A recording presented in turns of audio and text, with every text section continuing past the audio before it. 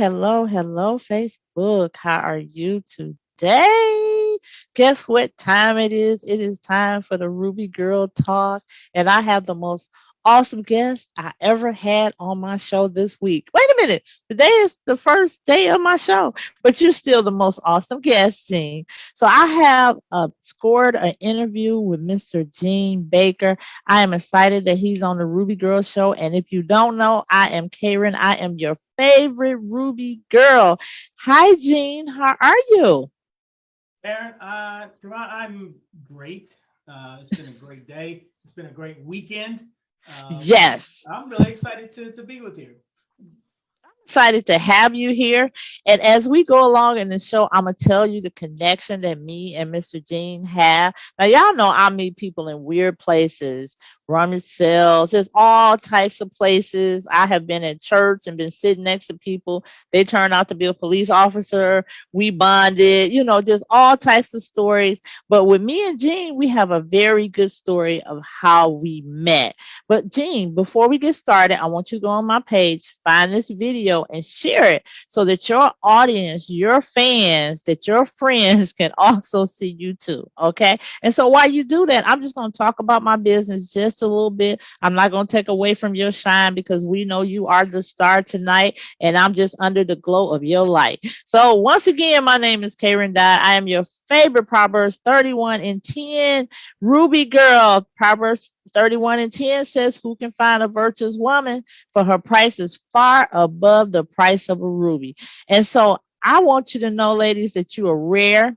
You're valuable. Yes. And you are valued by God. And don't you ever forget it. And so my brand, Ruby Girl, actually comes, like I said, from Proverbs 31 and 10. But the mission of it is to teach women that you have so much value, to set your standards high, and to know that whatever you put your mind to, you can achieve it. And it's also a reset of your mindset. I want you to go from thinking low to thinking real high. So I want you to go to rubygirl.net, get your super Ruby Girl wear. Let me tell you, when I put on this shirt, I become different. I'm like Superman when he puts on his costume. So when I put on this t-shirt, I am Ruby Girl. My past is behind me. I'm looking toward a bright future. And so I want you to get you a t-shirt.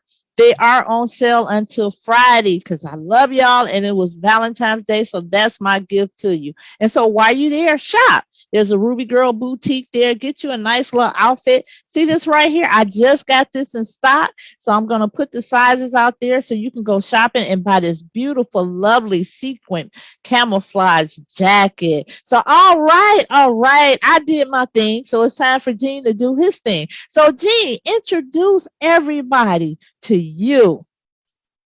I appreciate the opportunity and hello, everyone. So I am Gene Baker. I am a speaker. I'm also a John Maxwell certified coach and behavioral analyst with the John Maxwell team and the Management Research Group. So what does that mean? That means that I can work with leaders, I can work with executives, I can work with teams and helping them find better ways to communicating, of operating together. I can work with you if you are looking for, if you're not sure what you want to do in your career. We can kind of use some assessments and where you find your energy and really kind of coach you through that to find things that where you're going to maximize your energy and what you like to do, where you naturally fit. So I help people do that. I can also help with, kind of leadership behaviors and really identifying what behaviors are necessary for you to meet, reach the next level. So that's what I do from a leadership standpoint. I also do leadership trainings. I can lead small groups. I can lead large groups. We can do it virtually. We can do it live. So I've done that for very large organizations and small organizations. So I am here for you in that regard. And in my spare time, I do like to kind of educate the public. I have developed a what's called Let's Talk Diabetes series. It's a 10-part series that we're putting on the digital TV channel on Stage Plus, and that will be airing very soon. But we're already starting to tape, and that is basically taking you from diagnosis to triumph. Everything you Oh, need to know about diabetes from the beginning to how to really win against this disease and really win in life and be your healthiest self. Great, Gene. Great, Gene. Thank you for that introduction. I'm telling you, Gene is an awesome man. As you heard from his bio, he is skilled in many fields. He's a speaker, he's a leader, he gets your people together. If you didn't catch that, I caught that. He said, if you're having leadership issues, basically, I can help you with that. So, Gene, we really appreciate you taking the time. We know you are certified, a John Maxwell certified life coach. Am I correct? Certified leadership coach. Leadership coach. Okay. So you're all about leadership, and leading is not easy. I think the best leaders for them, it's a calling. It's just something about them that make people just want to follow and just listen to them. So speaking of the leadership, Jean, you were a part of the Sean Fair Leadership Experience Tour. Tell us about the experience. If y'all didn't know, me and Jean rocked the stage together this weekend. Woo! Uh, if y'all don't know, the Experience Tour is one of the, if not the top speaking tour on the market. If you are an aspiring speaker, if you are a current speaker, it's one of those platforms that you should check out. It's So we were just on it this past weekend. There were speakers from all over the country and the world, for that matter.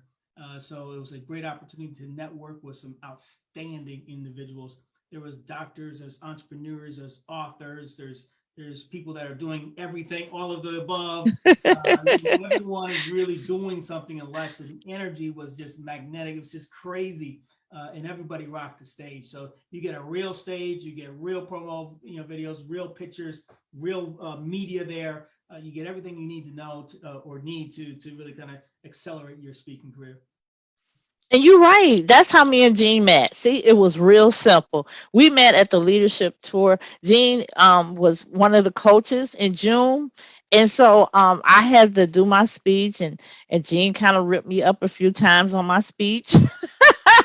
I was like, he hard. He really hard on me. And you know, and I'll be like, yeah, I'm doing good. And then Jean would assess me, and I'd be like, did I miss all that? But I'm going to tell you this, Jean. When I was on the rehearsals, I would hear some people, they would speak really, really good. They had their points and everything, and y'all will pull their speech apart. And then I hear somebody that maybe it was just like a little plain speech or something. Y'all be like, that's good. I was like, what? I could never understand. I said, well, I know I can't be a speech coach because I'd be like, oh my God, they're fabulous. But I was like, y'all have to be looking for something specific. Am I right? Right. It's speaking in as a keynote speaker is way different than speaking, let's say as a trainer. I was a Mhm. trainer for years, and I've been a leader for years, speaking in front of teams. That's way different. So as a keynote speaker, you got to be able to not just educate, but you have to entertain and engage. And so that's the piece that is missing oftentimes is people want to get on stage and show everyone what they know and really provide value based off of their knowledge. But the fact remains is it's about 10% of what you do up there is education. You know, Mhm. people aren't going to remember what you say. They're going to remember how you made them feel and how you made them laugh or cry or feel sad or happy. So it's a mix of all that. And of course, on this stage, you only got 8 to 10 minutes. Yes. On this weekend, it was closer to 8 minutes. So it's really hard to get all that in 8 minutes. But that's the goal. But as you become a keynote speaker, those are the three E's. Educate, entertain, and engage. Educate, entertain, and engage. So some people might have just been educating. Yeah. There wasn't no entertaining, no engagement whatsoever. Okay, I got it. So when I go back on the tour again, I know what to do. Thank you for the tidbits, and thank you for giving me a little head on the game. I really appreciate it. But we rocked the stage together. It was awesome. We were on the biggest platform so far for the Leadership Experience Tour. And if you looking, like he said, if you're aspiring speaker, or you want to be, you got a story that you really want to tell, you want to kind of accelerate your career as a speaker, this is the stage to be on. And it's called this, you can find Sean Fair, SHAWN, that he's fair, fair. And you can find him on Facebook. Just inbox him. Just inbox him. Sean will respond. So, Gene, tell us about Gene's tune-up time. I mean, when I read that, I seen you as a mechanic with some tools, but I know you got some tools that you're working with. So tune us up. Tell us about your tune-up time. Yeah. You know what a tune-up came is? Yeah, I grew up a musician, Mm-hmm. and so you see on my placard, it's there's a piano there, Mm-hmm. and so that's where where the tune-up came. But it's really, when you think about leadership, it's you can't go to a leadership training one time. You can't just go and read one book. You really have to. The idea behind it is, let's have consistent conversations around leadership topics and hear from leaders in various industries, and from various states and countries for that matter, on what makes them great leaders and how they've been able to connect with the people that report to them and work with them to get the best out of them. So that's really the discussion, is people that are interested in leadership or people that are currently in leadership. It's just an opportunity to come together and say, let's talk about a certain topic within leadership, and explore it a little bit.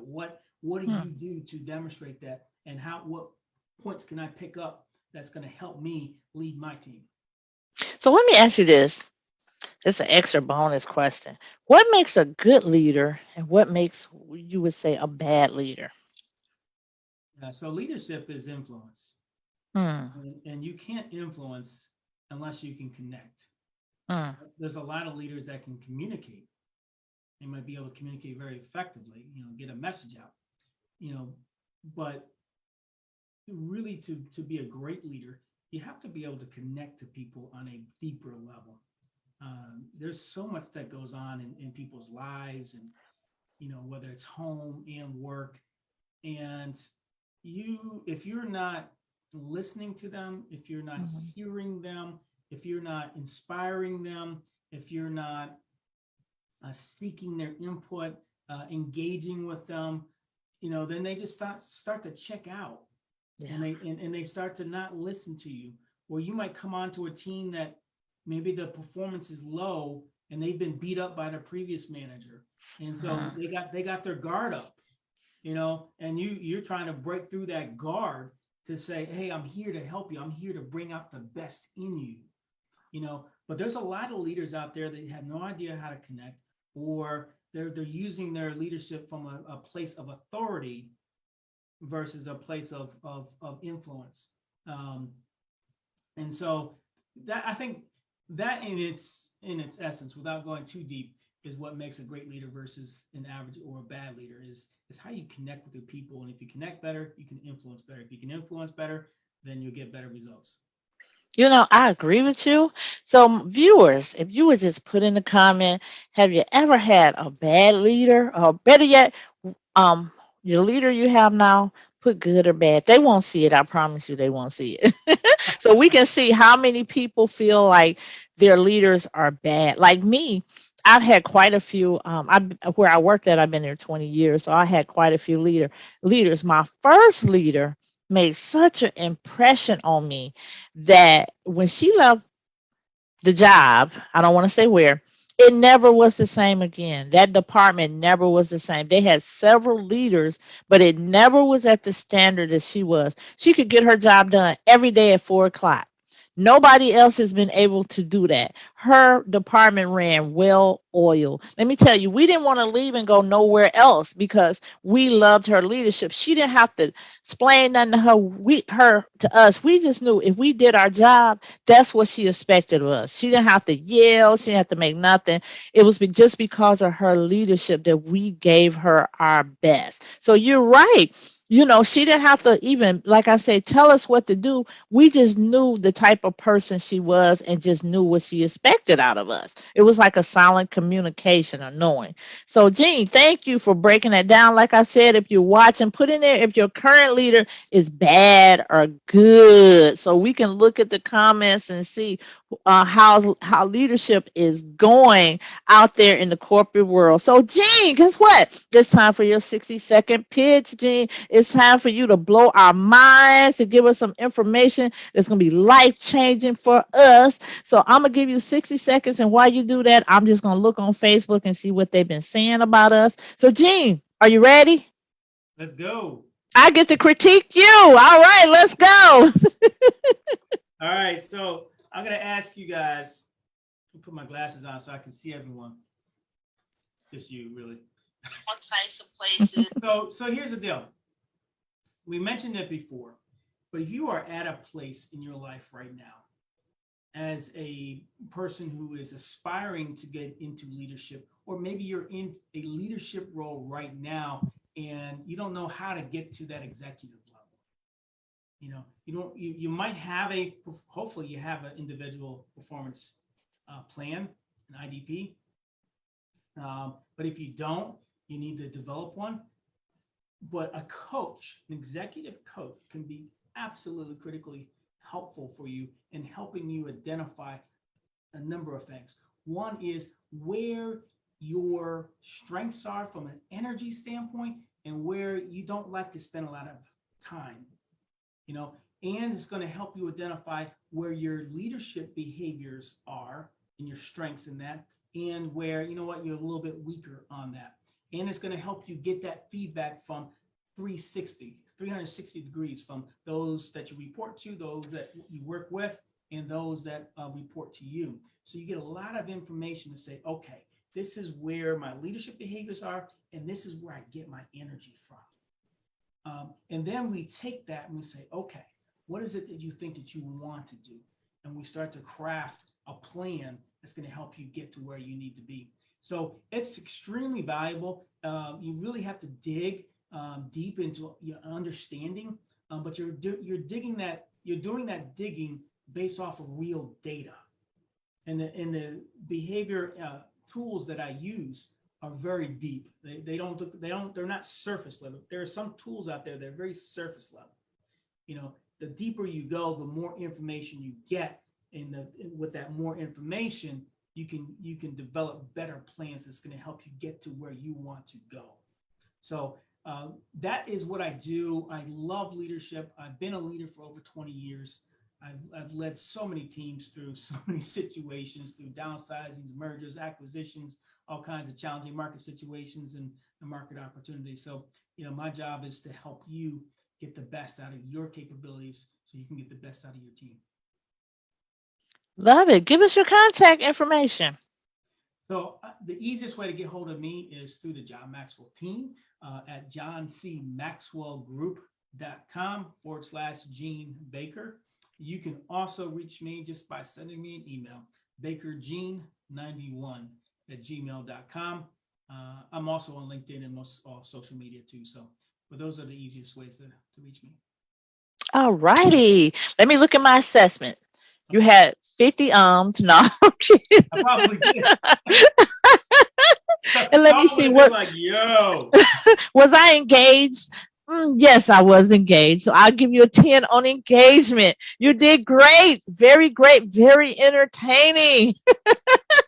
Great job, Gene. Thank you for that 60-second pitch. So while you was doing that, I just peeped and seen what they were saying on Facebook.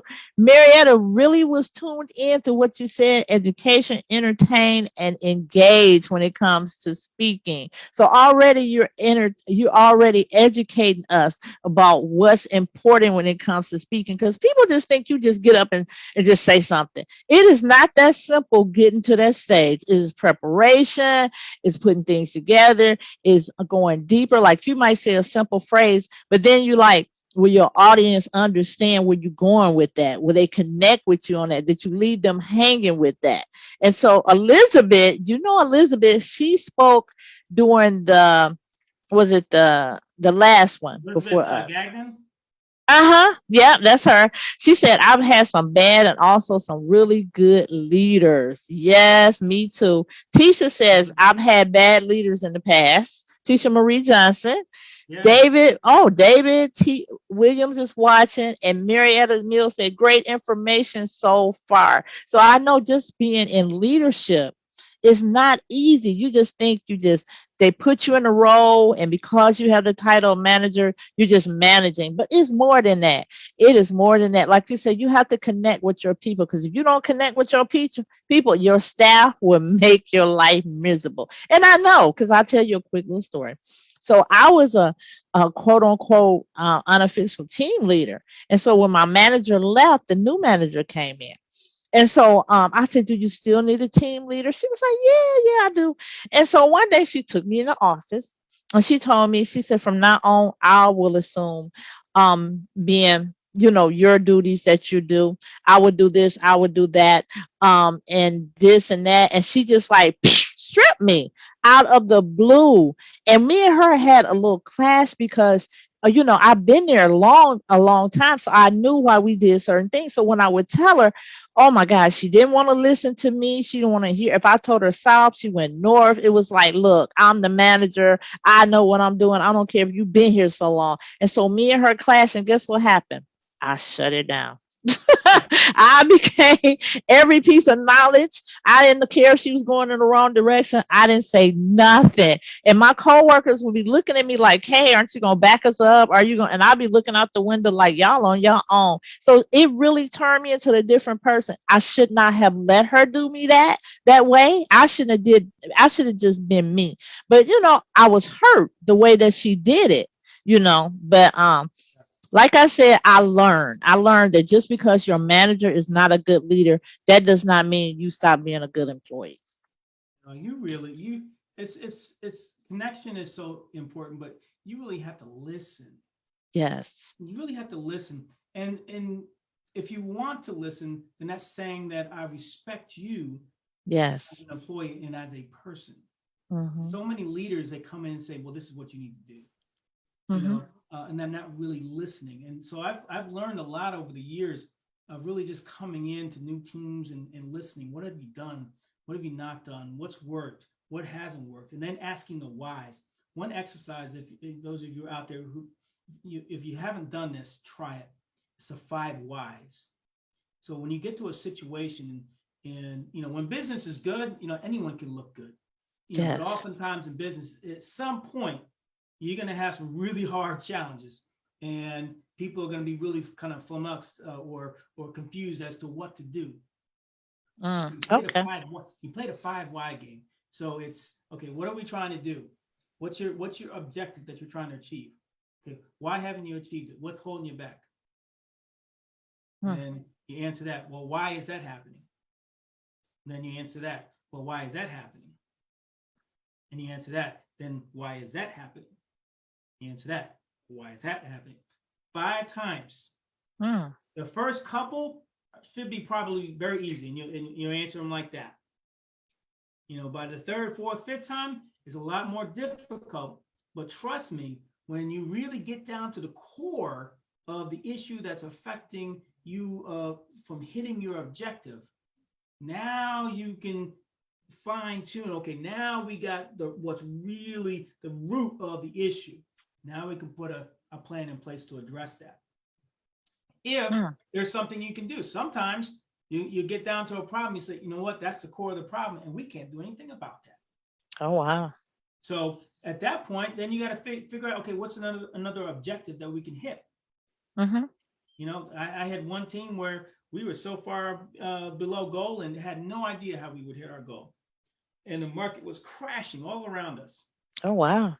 But we had a large portfolio, and we had to find, okay, the pockets where we could win, little Mm. opportunities versus saying, hey, here's our goal, we got to hit this. No, little opportunities. We found those opportunities and said, okay, what do we need from resources and time, et cetera, and effort to really maximize and overproduce in those little opportunities?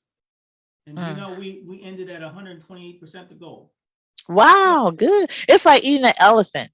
You just had to Yeah, break it down into little bit break it down. pieces. It's Right. five whys. All right, Jean. It's time for the second part of our show. So one of the topics that your show, Jean Tune Up Time, is going to address is diabetes. Yeah, Tell us about your journey from being pre-diabetic to becoming diabetic. yeah. So I was pre-diabetic back, well, at least when I first should have been aware was back in like 2000. And then I was diagnosed in about 2004. But in 2000, I was actually working as a national sales trainer for a large pharmaceutical organization, and I was in Connecticut. And I had gone to the dentist, and my teeth were just rotting, like literally rotting all along the gum line. I'm brushing my teeth. Trust me, I'm brushing my teeth, and it was just rotting. And so the dentist was the first one. He said, I wouldn't be surprised if you got diabetes or at least pre-diabetes because you got a lot of sugar in your mouth. Hmm. And so, and that sugar just no matter how much I was brushing, it's just sitting there and it's just rotting your mouth out.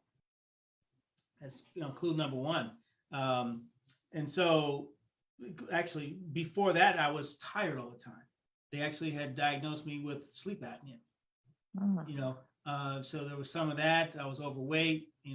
Um, but different things like that were in that pre-diabetes stage. By the time I was diagnosed, I was actually trying to get some insurance. I was trying to double my life insurance, Hmm. and they came to the house and did some tests, and I get a call and they say, "Yeah, you need to go see a doctor." My diabetes was so out of control. I mean, I was literally a step away from a heart attack or a stroke. Oh my Sugars were goodness. way high, blood pressure way high, cholesterol way high. It was bad. So yeah, so that was my journey from pre-diabetes to understanding that I not only have diabetes, but I have high blood pressure and hypercholesteremia. So they call that metabolic X syndrome. A lot of diabetics have that because diabetes affects so much of your body. And so yeah, from there it was just a learning process and mentally and physically, just finally over the years understanding what was happening and finally being frustrated enough of the lack of care or lack of information I was getting to start to research myself. Oh And, wow. I work in health field, and so I have access to a lot of information and I understand things probably a lot quicker than men just because I speak the language all the time. Hmm. So it was an easier journey to begin to find the right information and understand that information and really start to apply that to my life. But once I did, it was a turning point, and started me down a path of health. And then it was just a matter of sticking to the changes that I was making and not have it be a diet or not have it be a fad in my life, but it was Yeah. a lifestyle change. And once that happened, it was like lights out. I was on a different plane, a different path to really triumphing over this disease and getting to a point where I've been stronger than I've ever have been in my life. I'm healthier, have a lot of energy to do what I do. So it's definitely worth it.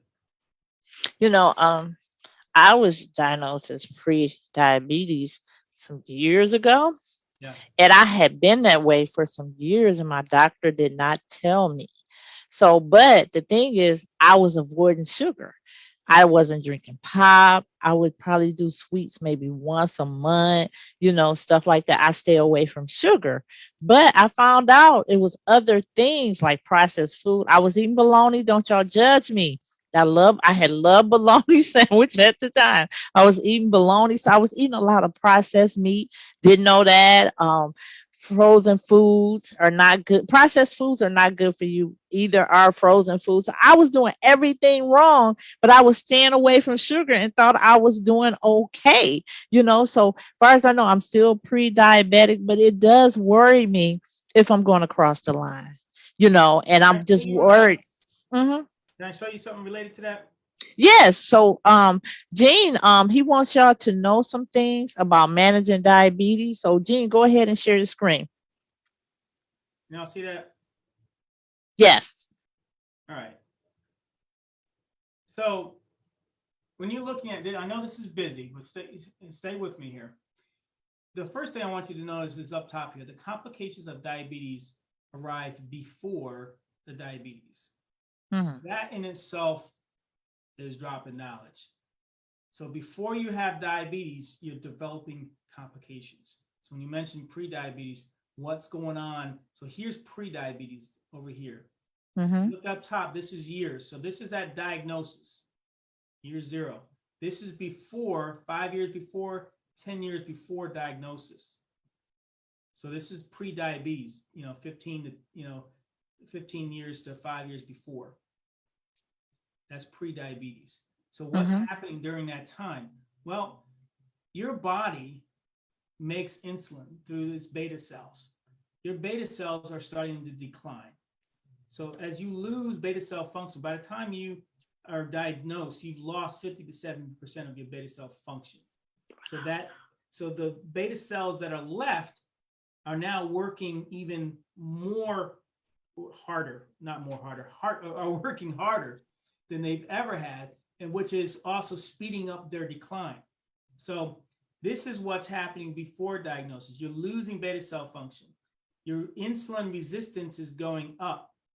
What's also happening is your after meal glucose spikes are starting to increase. So by the time you're at diagnosis, you see that this curve here? Mm-hmm. So that's an early indicator when if you measure your post meal, like 2 hours after your meal, and you're noticing your sugars are going up, but your fasting glucose level, so your fasting is after you've not eaten, like, first thing in the morning, if you take that, you're fasting before you've eaten and you've slept all night, that'd be your fasting.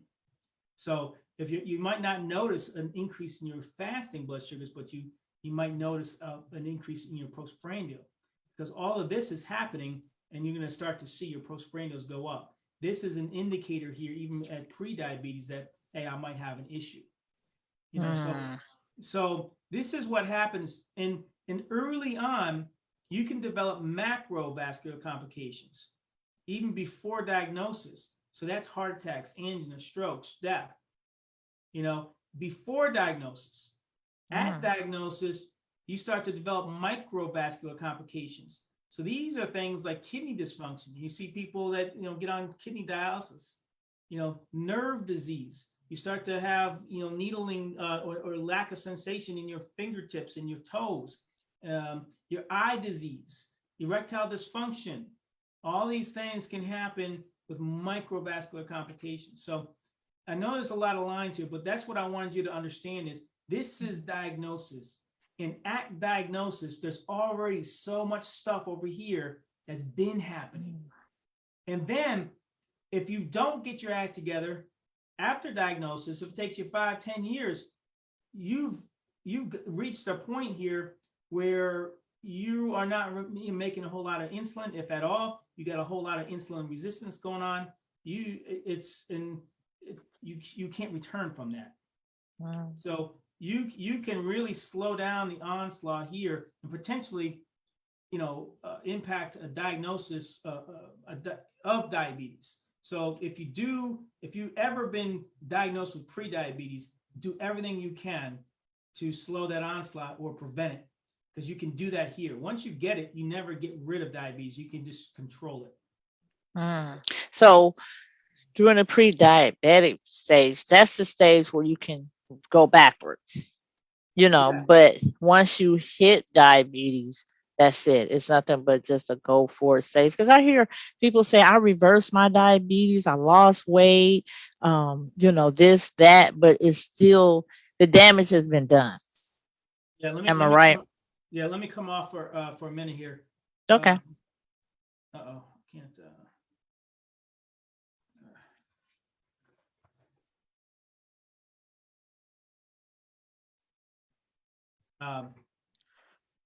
So this is an important point, because people have heard that. And understand this: once you have a diagnosis of diabetes, you have diabetes. It's a progressive disease, which means that it will progressively get worse. There's no ifs, ands, or buts about that. Now, what you can do is keep your diabetes at bay, to control it. And that is through diet and exercise. So, but the minute you don't follow your diet and exercise, oh, your diabetes comes roaring back. It's happened to me a number of times. I've fallen off the wagon. You get tired of eating right all the Yeah. time, and you get tired of taking medicines, and I just stop. And my sugars, shoot up. That tells me, oops, you can't do that. So yes, I was keeping my diabetes well controlled, but the minute I stopped, my sugars skyrocketed. So I can control it. I don't get rid of it. So, but again, what happens is you gotta do what you need to do when you have pre-diabetes, because there's a whole lot of stuff going on in your body at pre-diabetes, and a lot of damage that's already being done by the time you're diagnosed. That's the message I want you guys to hear is by the time you're diagnosed, you've already had a lot of damage. So hopefully at that point you get the message, and you start to learn, if you hadn't already started to learn, about how to eat right, how to exercise, and how to change your lifestyle. Because otherwise you're going to develop complications as sure as the sun comes up in the morning. That's scary. I don't want to eat nothing. I don't want to touch nothing. So let me show you. So you can eat a lot. So can you see this? Yes. All right. Let's see here. So this is the ominous octet. And all this is from Dr. DeFranzo. And this just basically explains there's so many different aspects of disease that's affecting you. So it's what you eat. It's the fat in your body. So fat, blocks your cells. It's not just what's in your stomach. You also have peripheral fat that blocks cells and blocks the insulin from getting into cells. You have kidney function. You have micro damage in your kidneys, and kidneys take up glucose or sugar out of your blood, and out of the urine, not blood, out of the urine. And let's see, in your muscles. So your muscles need glucose for energy. So oftentimes, what happens? Well, all the times, what happens when you have diabetes is you might have sugar in your bloodstream, but you have insulin resistance, so your muscles aren't getting that energy. And so what happens then is you get a hepatic glucose production, so your body's making more glucose because it's saying, hey, your body's starving for the energy, so it makes more and more, which means that your body's then going to make more and more insulin. Gotcha. But your insulin's not working because you have insulin resistance. So all of these things are happening. Your brain is telling you that you're still hungry, so you're eating more. You don't get the signals that you're full as much. All of this is going on. I'll show you one last slide here. This is where I was from an A1C range. I was at 12.8 at diagnosis. Oh, wow. That's kind of high. Way down here. It only goes up, the chart only goes up to 13. Yeah. And there's people with higher, but this is like heart attack, stroke level. Oh, yeah. And I didn't even know it. Didn't even know I was walking around like that. And so many of us are in this range. Oftentimes your doctor is going to try to get you, under 7. Here's 7. Yes. So you hear that normal, but 7 is still diabetes. This is still diabetes. This is pre-diabetes. This is where you are. Yeah, I'm in the 6, high 6. High 6. High 6. If you're high 6, you got diabetes. Oh. This is where you want to be. Yeah. This is normal in the 5s. Oh, you're talking about that? Okay, the A1C there. I was looking down there where the other A1C is. Yeah. So what's the difference? You have some green A1C, dark green. So if you go from top left, you see 4.0, all the way to 5.1, and then 5.2 all the way to 6.3. Oh, got it. And then you go, okay, I got you. So anything in the red, so 7.6 to 13, really dangerous. 7.1 to 7.5 is dangerous, but you want to get to under 7, and ideally you want to get to under 6.5. You want to get in Okay. this range. It's going to be really hard. Actually, my dad is here, so he's Mm-hmm. doing really good. But He's diabetic, your dad? yeah, if you can get down Okay. here, you're good. Okay. You know, So, so so yeah. Jean, question for you. What can help us? I mean, like I told you, I didn't know. I just thought you stay away from sugar and you were fine. Yeah. What can help us that are the people that's not diabetic yet or that are pre-diabetic to help us to go backwards instead of forward? I know exercise is a key, losing weight is a key. So what else? Number one, stop smoking. If you smoke, I don't care what else you do, it ain't gonna work. Smoking you might as well not take anything, because Hmm. smoking will erase the benefits of anything, because it's so damaging to your entire cardiovascular system. So I was a smoker, Hmm. you know, Oh, and you trust me, you can stop. I tried 3 times. Finally, the third time I stopped cold turkey. I was just like, I'm done. I'm done. You can stop. You have to stop. You have to stop smoking. That's number one. Number two, you mentioned, losing weight. Losing weight is really, really important, especially hmm. if you're obese. It's really important that you lose weight. Um, and you start where you can. When I started running, even though I was a track runner in college, when I started running, I could run 100 yards before I had to Oh stop. wow. Hmm. So you run 10 yards. I don't care what it is. Walk 10 yards. Whatever it is, you start somewhere and you just build from that. It doesn't matter what anybody else is doing. All you got to say is, what can I do today, and what can I do a little bit more tomorrow? Okay. You just start building off of that. Next thing you know, you'll be running 5-10 miles.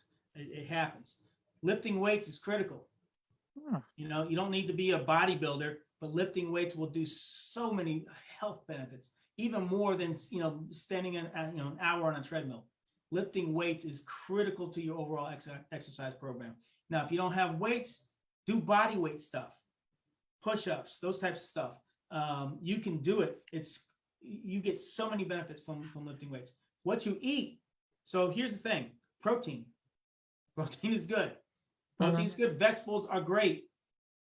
Vegetables are great. A little Fresh bit vegetables, right? fresh vegetables, or frozen. Oh, You know, frozens are good. frozen is just as good as fresh Oh, okay. All right. as far as vegetables go. Um, it might not taste as good, but it's just as good. Um, Okay. a little bit of fruit. Can't go crazy with the fruit, but you can eat a little bit of fruit. Now Are that fruit, bananas really bad? They say bananas are bad. bananas are straight sugar. So like for me, I'll eat like half a banana, and if it's a Mm, bigger apple, I'll eat half an apple. mm. So apples are not good either. Apple is a lot of sugar. Apples are good for you, but as a diabetic, it's sugar. Ugh, I'm just so wrong. I mean, I'm eating like 2 bananas a day and apples.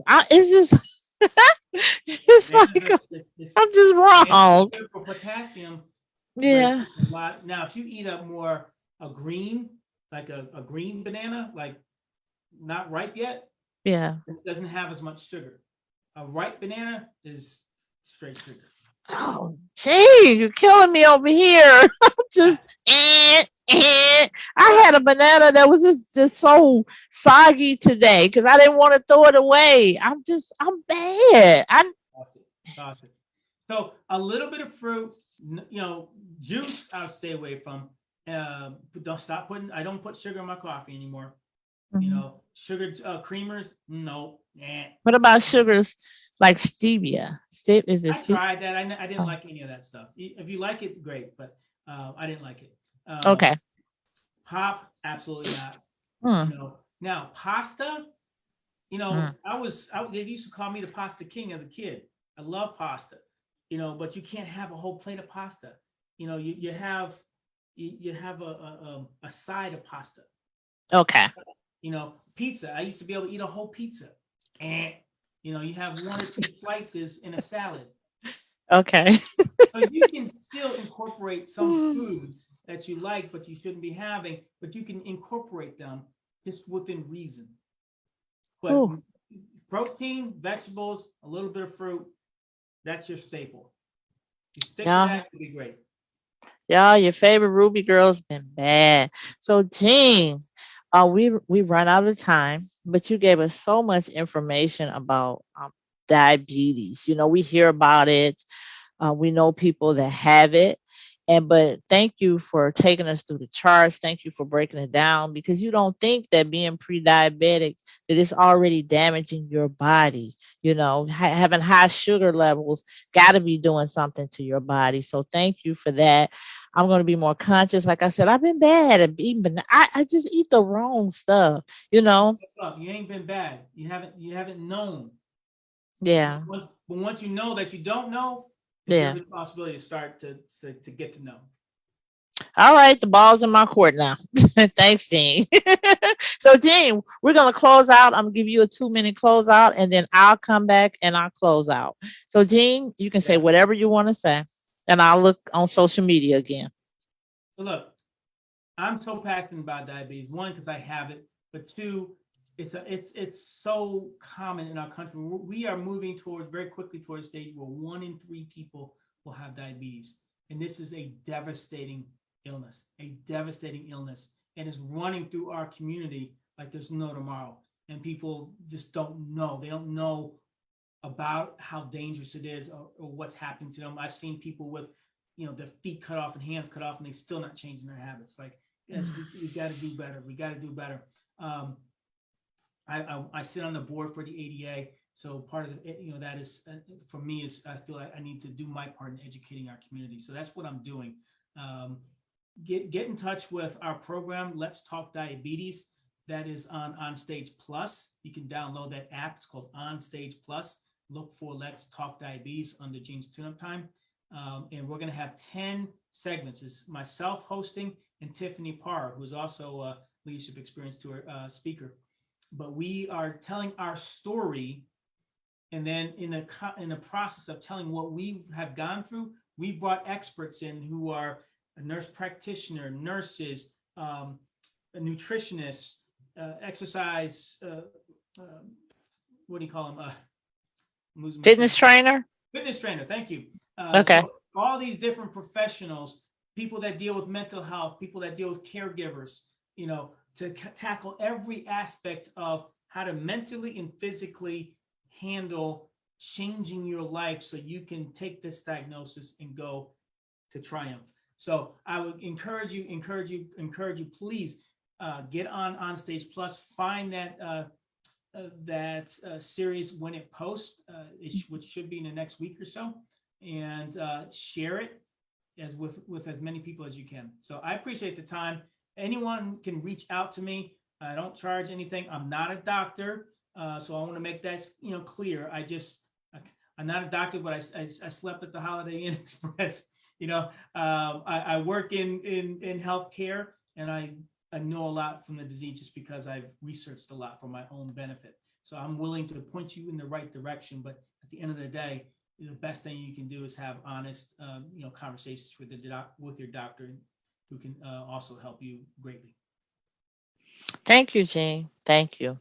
So tonight, everyone, Jean educated us about leadership, how it is so important to connect with people. People forget leadership is about leading people, not just you just being a leader. You're leading other people.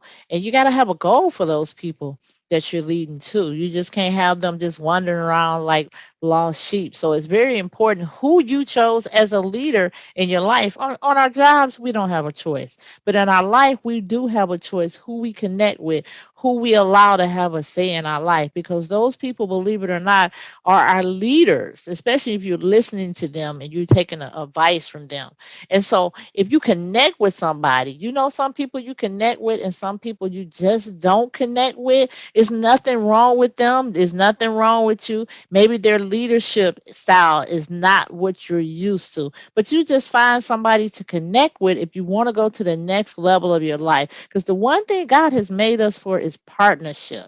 He could have left Adam all by himself. He had everything he ever needed. And if he probably had left him by himself, we probably wouldn't be in this state. But God knows that companionship is very important. So even walking through your life, if you're aspiring to be a speaker, you're gonna have to connect with somebody if you want to be that corporate speaker. If you want to be that speaker that's on stage like Les Brown in front of thousands of people. Les Brown did not just do it himself.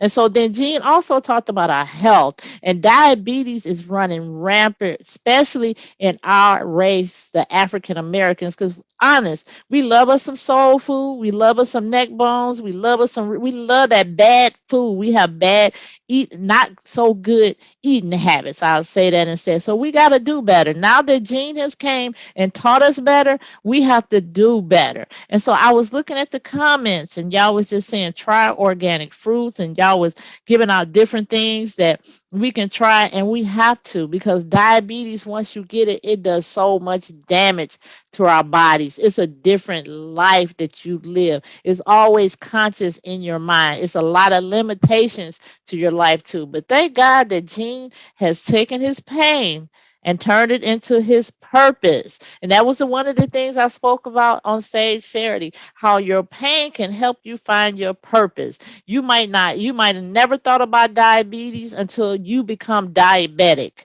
So, Gene, I just want to thank you tonight for coming on my show. I thank you for reaching out to me. Honestly, I was like, Gene is the big league. I was like, I don't know if he want to be on my show. So I am honored that you took the time to come to speak to my audience. I thank you, audience. Please share this, because there's so many people that's trying to get control of their diabetes but don't know how, don't know, probably like me, that they're doing so much of the wrong thing. So Gene, I want to thank you for being an excellent, awesome, amazing guest tonight. Thank you for sharing out of your heart with everybody. Thank you for having a passion of saying, I might have it, but I want to do as much as I can to stop other people from having it. So any parting words before we leave? Much love to you all. Take care of yourselves. Take care of your families. Thank you, Jean. Thank you, Jean. We wish you well in your leadership journey. I pray that more doors open for you than they ever been open before, that you be the sounding board for diabetics, that you be the one that changed the life of somebody that's pre-diabetic, that they don't go over to the other side, because you kind of think you have a little safety. Oh, I've been pre-diabetic for so long, but you just showed us you can move over to being diabetic. So I want to thank you for being an excellent guest. And like I said, if you ever need my platform, you ever need my connections, they are open to you. I thank you so much for having patience with me during the leadership experience tour, speaking into my life, telling me what I need to say, just being real, not holding nothing back. So I do appreciate you, Jean. So Jean, I want you to have a great night. Everybody out there that's watching, I want you to share. The replay is coming. And remember, Jean gave you your contact information. It's in the top section of the post. If you just look up. Okay. So have a great night. I'll be back next Tuesday at 8:30 p.m. Eastern Standard Time. I am your favorite Ruby girl, and I am signing off. Good night, everyone.